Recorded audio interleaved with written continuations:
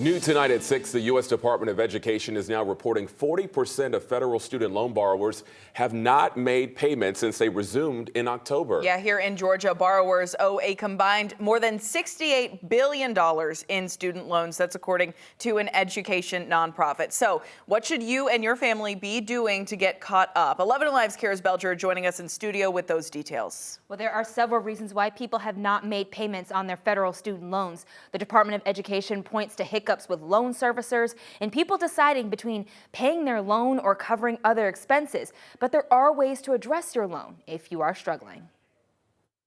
Like millions of other loan borrowers, Dr. Tawana Gilliard knows what it's like to be overwhelmed by student loan debt. I was a resident, not making that much.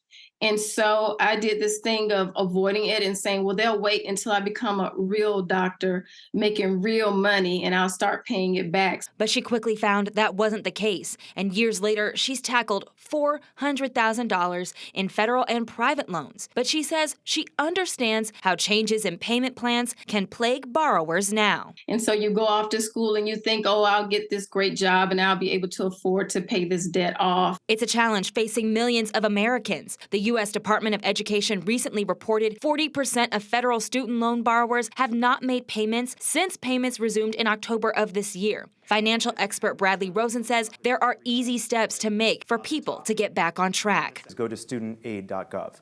This is that resource that the federal government is supplying us with where you can get all of these unanswered questions figured out. Who is my provider? What is the best loan option? There's still time to actually get in to some of the particular loans. Especially, he says, because of the latest on-ramp from the Biden administration. From now until September of 2024, if you miss payments, yes, you're going to accrue more interest, but you're not going to be headed towards any of the credit bureaus and getting dinged for your credit. An option, Rosen says, is designed to help those struggling the most. And like Dr. Gilliard, he recommends asking questions before the balances become more of a burden.